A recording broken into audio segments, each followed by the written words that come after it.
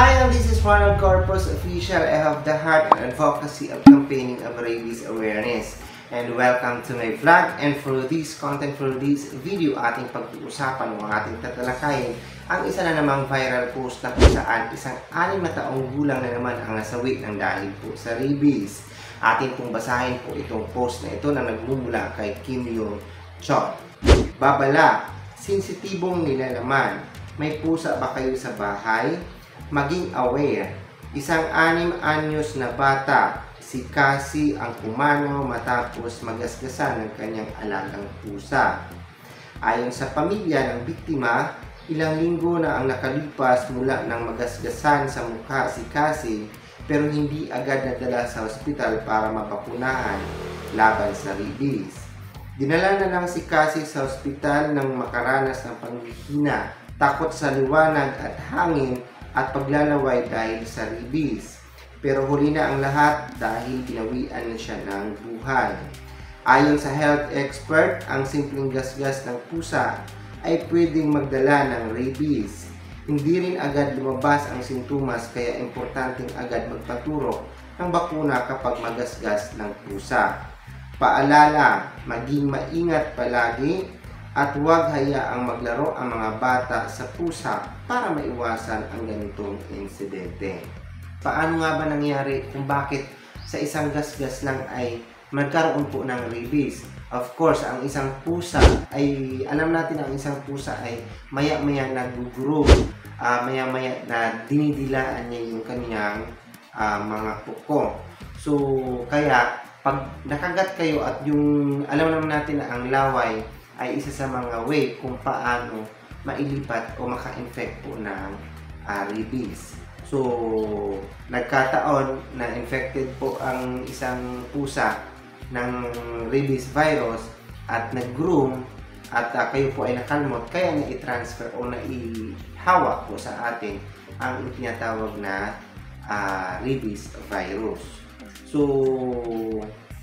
agad magpapabakuna kapag merong ganitong insidente. Huwag po nating antayin na magkaroon po ng sintomas o sign and symptoms po ng rabies. Kagaya ng nabanggit kanina na takot na po sa hangin at sa liwanag. Pag gano'n na po ang nangyari, wala na pong ligtas ang isang taong nagkaroon po ng sign and symptoms po ng rabies virus. Huwag po natin iwalang bahala ang kagat o simpleng gasgas o simpleng kalmot lang ng isang pusa dahil ito po ay pwede nating ikamatay dahil ang isang gasgas ay meron po itong kaikibat na rabies. Kung ang iyong nakakagat sa inyo o nakakakalmot sa inyo ay infected po ng rabies. So, agad po natin hugasan with antibacterial soap po ang isang area na nakagat o nagasgasan o kalmot po ng isang pusa o aso. At pagkatapos po nun, at agad po rin tayong pumunta sa pinakamalapit na Animal Bite Center o hospital para po sa anti-rabies vaccine. Dahil ang isa sa mga paraan lang po para makaligtas po ng rabies virus ay yung tinatawag na pagpapabakuna po ng anti-rabies virus. So, paalala din po, huwag po nating saktan ang isa sa mga nakakagat po sa inyo bagko sa atin po silang obserbahan kung sila po ay may pagbabago ng kanilang behavior. Kapag mayroong changes sa kanilang behavior, agad po natin sabihin po sa ating mga doktor. Para po ang inyong mga doktor ay magbibigay po action kung may mga changes po na nangyayari sa inyong mga aso o pusa na nakakagat o nakakalmot po sa inyo. So, tulad ng sinabi sa kanina, so iwasan po na makipaglaro. Kung hindi naman maiwasan dahil cat lover po tayo, dog lover po tayo, so magiging responsible far parent na lang po tayo. So, ang ating mga alagang pusa ay dapat mapabakunahan din ng anti-rabies virus para po sa kaligtasan po natin lahat, hindi lang po sa atin kundi pati rin po yung mga alaga nating mga pusa o aso. Kung sila po ay merong bakuna against sa rabies virus, kung sila po ay may nakasalamuhang infected po ng rabies, hindi sila mahahawa agad ng rabies virus. At tayo din po na far parent na nag-aalaga sa kanila ay 100% na hindi rin po tayo mahawa ng rabies virus. Pero, huwag po tayo magiging kampante kapag nakagat o nakalmot po ng ating mga alagang pusa.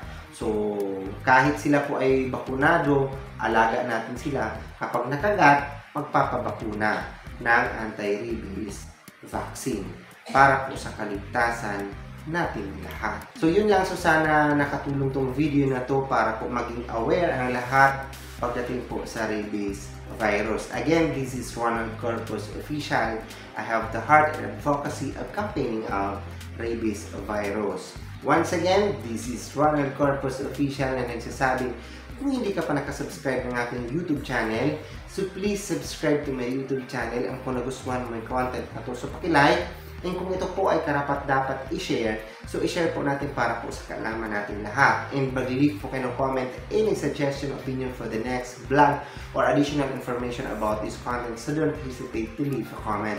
And pinaka-importante mga ka-official is huwag niyong kalimutan i-click ang aking notification bell para updated kayo sa lahat ng video na gagawin ko dito sa YouTube. Nagpapasalamat din po ako ng buong-buo sa inyong walang sawang suporta ng aking YouTube channel. I love you all and bye-bye.